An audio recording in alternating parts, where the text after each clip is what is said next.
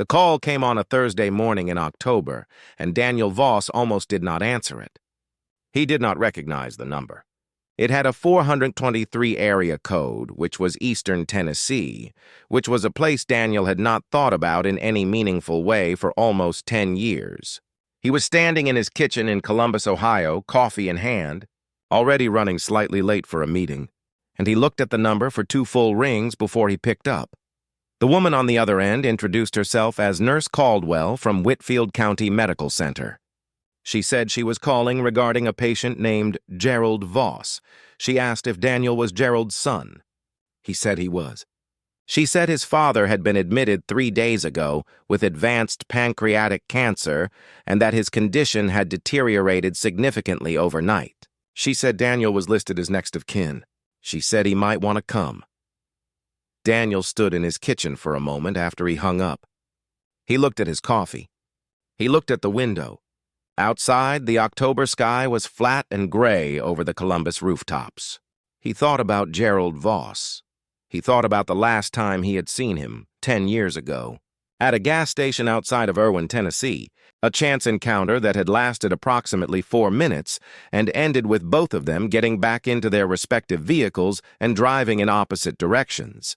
He thought about the 10 years before that, the years of his childhood and adolescence in the house on Birch Hollow Road, a house he had left at 18 and returned to as rarely as he could manage. He called his office and told them he had a family emergency. He packed a bag. He drove south.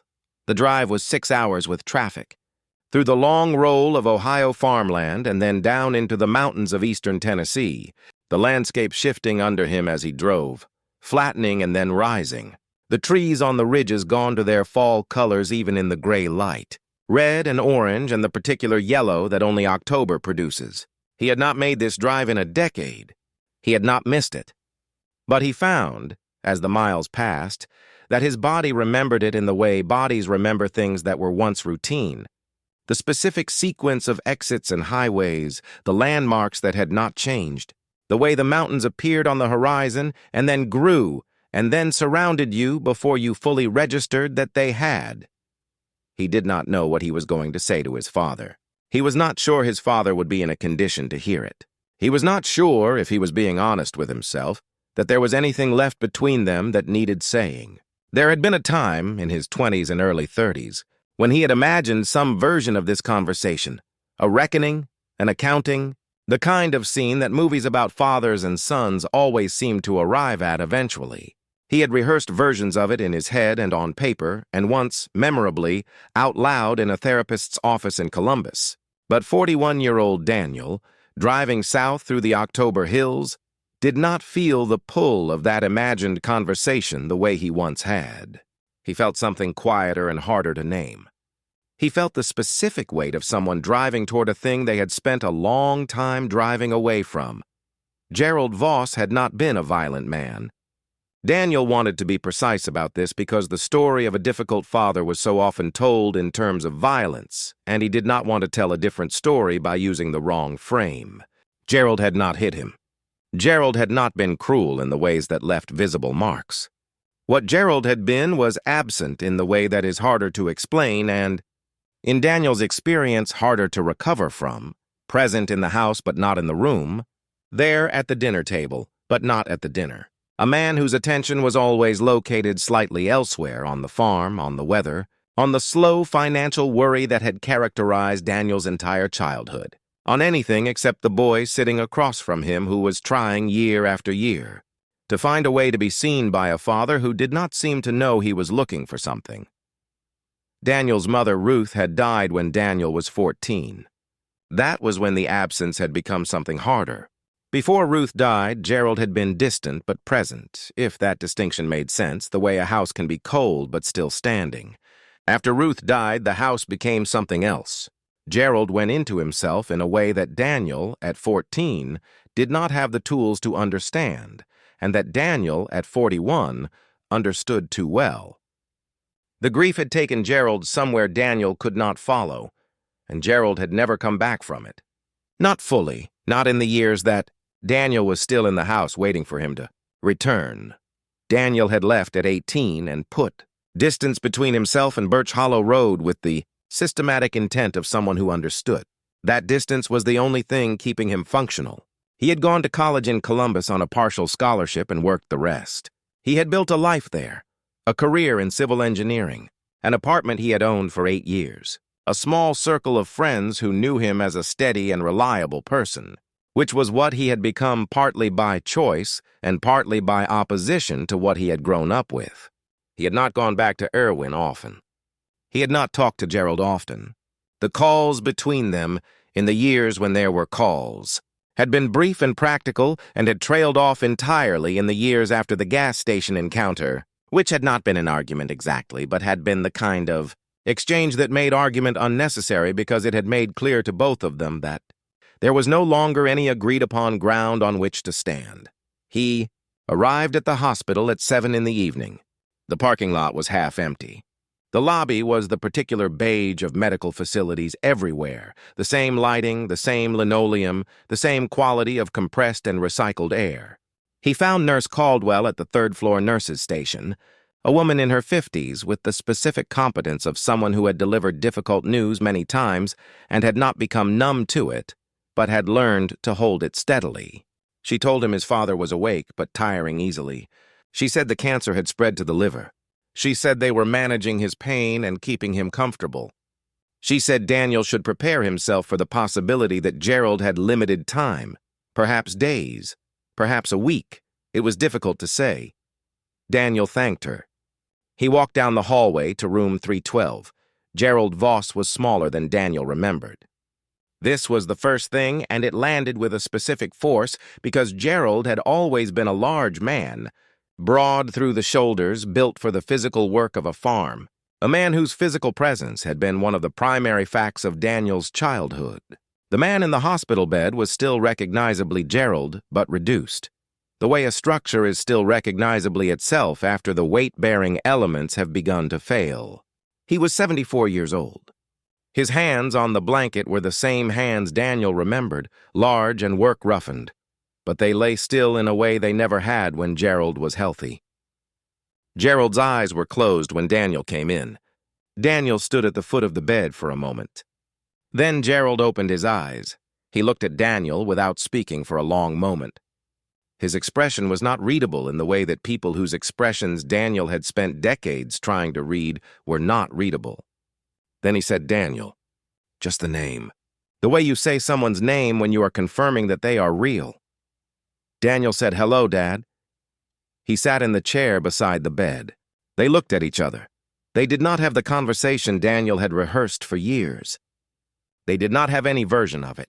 What they had instead was something smaller and less shaped, fragments of talk that moved around the things that mattered without landing on them directly, the way people sometimes talk when they are too tired or too close to the end of things to manage the full weight of what they mean.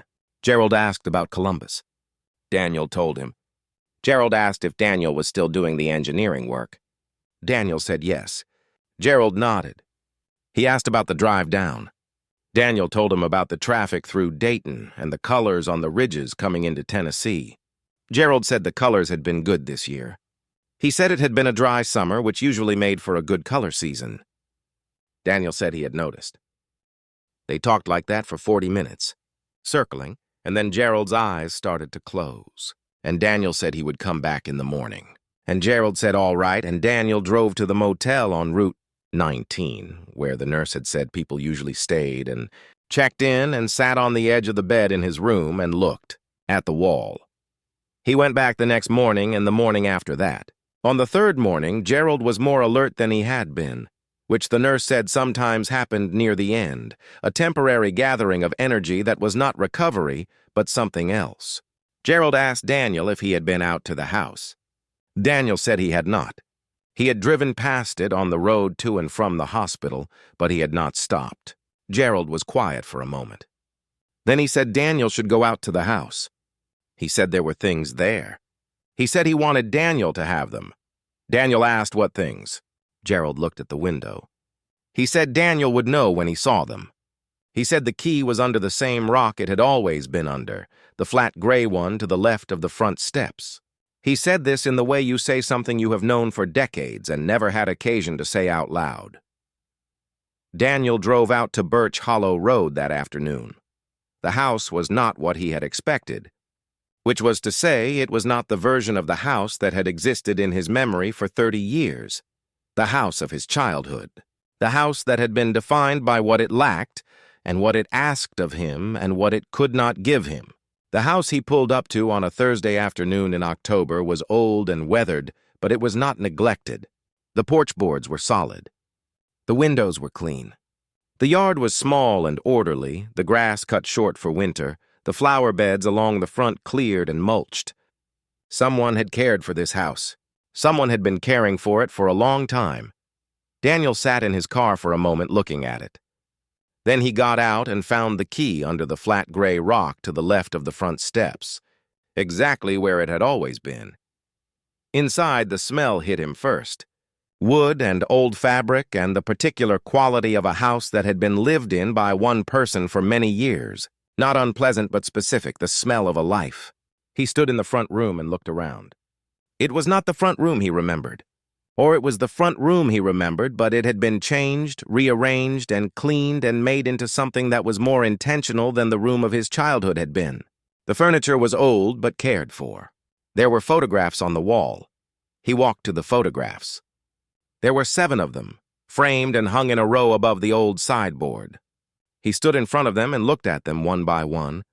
The first was a photograph of his mother, Ruth, that Daniel had never seen. She was young in it, maybe 20, standing in a field he did not recognize, laughing at something outside the frame. She was so alive in it that Daniel had to look away for a moment before he could look back. The second was a photograph of Daniel. He was maybe 8 years old, sitting on the porch steps of this house with a book open in his lap. He did not remember the photograph being taken.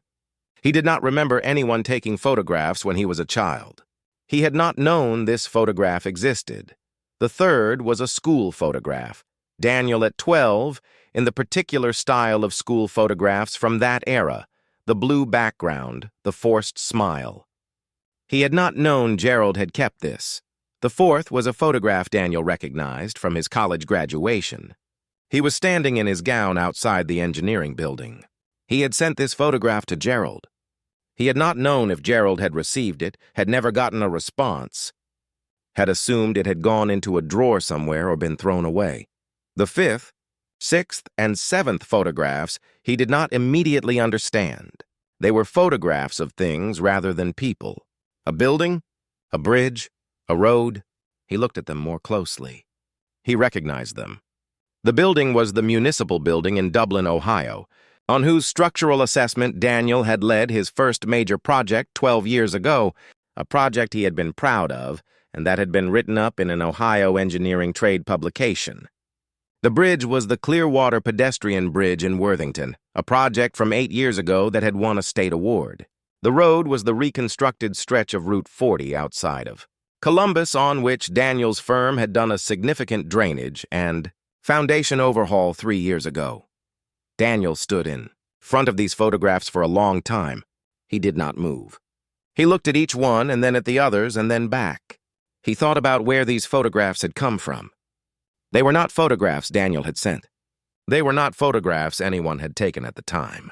He thought about Gerald Voss in this house on Birch Hollow Road, in the years when they were not speaking, in the years when the silence between them had become so established that Daniel had stopped expecting anything to cross it. He thought about Gerald finding these photographs, looking for these photographs, printing them or cutting them from wherever they had appeared, and framing them and hanging them above the sideboard in the front room of the house where Daniel had grown up. He sat down in the old armchair by the window. He sat there for a while, then he got up and walked through the rest of the house. In the kitchen he found on the small table against the wall a cardboard box with his name written on it in Gerald's handwriting, the same handwriting that had appeared on the rare birthday cards of Daniel's childhood. Large and slightly uneven, the handwriting of a man who had not written much. He opened the box. Inside were letters. Not many, perhaps 20 or 25. He picked up the first one and unfolded it. It was a letter to Daniel. It was dated 11 years ago, the year before the gas station encounter, the year Daniel had turned 30. It began. I have been trying to write this for a long time, and I do not know how to do it right, so I am just going to write it and hope that right enough is sufficient. He read the letter standing at the kitchen table. Then he sat down and read it again. Gerald had written about Ruth. He had written about what her death had done to him in a way that was not an excuse, but was an explanation, offered carefully and with a specific awareness of the difference. He had written that he had known, in the years after Ruth died, that Daniel needed something from him that he did not know how to give, and that this knowledge had been a source of shame so constant that he had responded to it the way he responded to most things he could not manage, by retreating from it, by going into the work and the farm and the practical necessities of survival and staying there because staying there meant not having to face the thing he could not fix. He wrote that he had understood this was not adequate.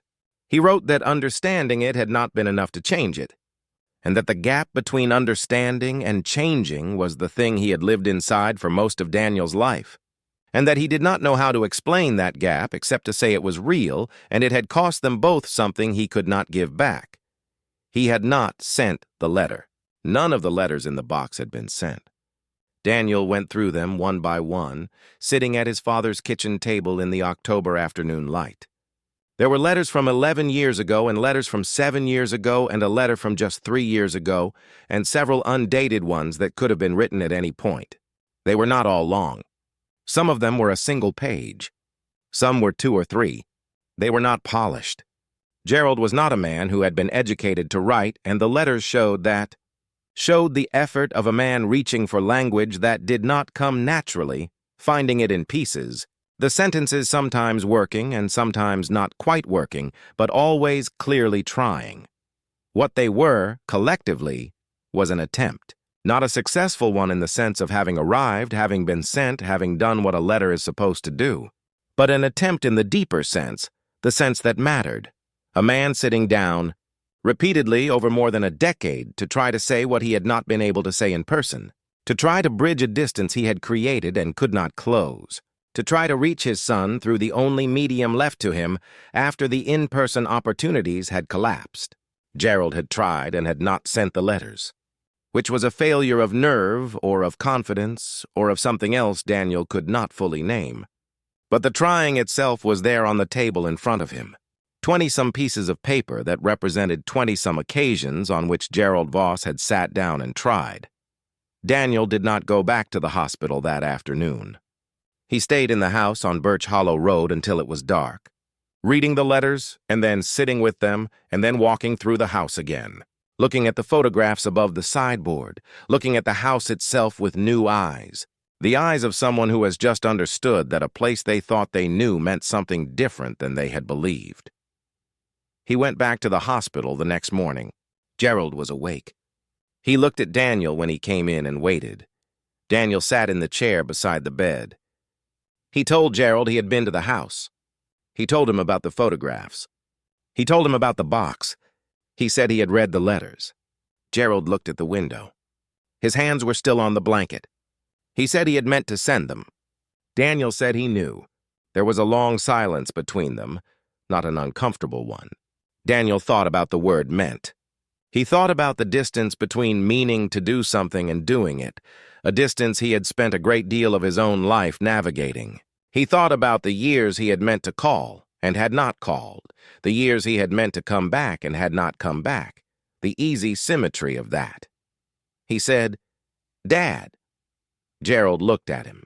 Daniel said, "I read what you wrote about Mom, about what happened to you after she died."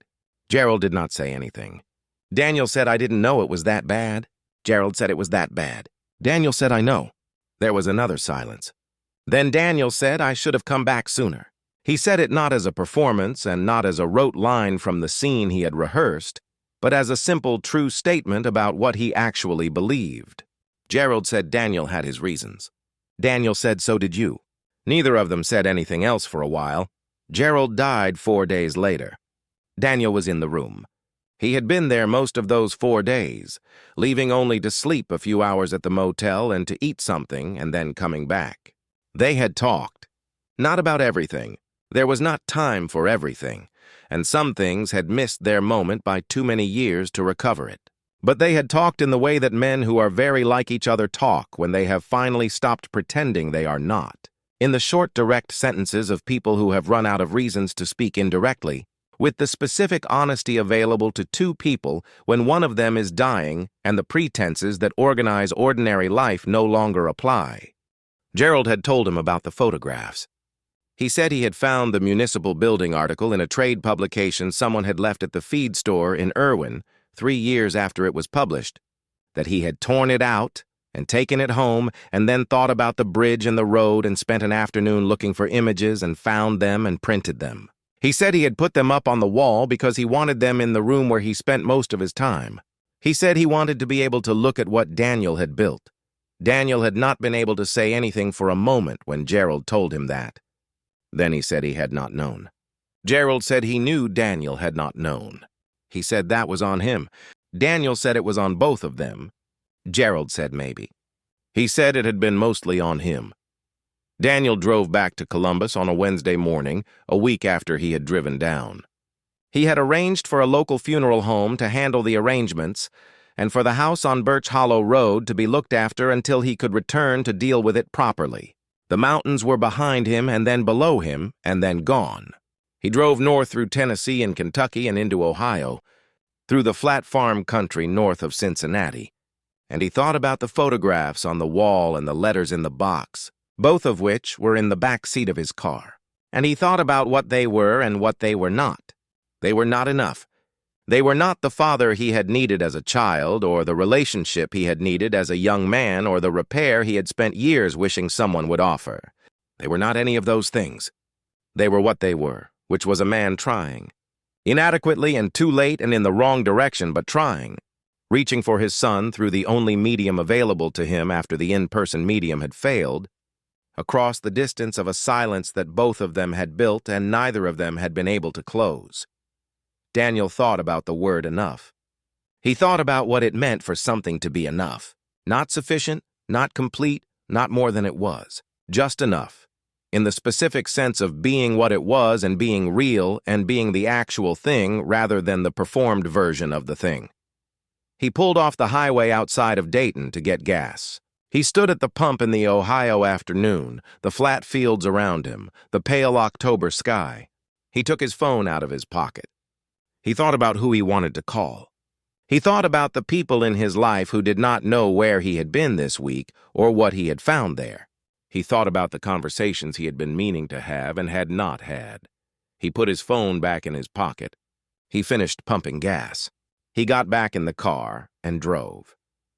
But that evening, in his Columbus apartment, sitting at the kitchen table with the box of letters open in front of him, he took out a pad of paper and a pen.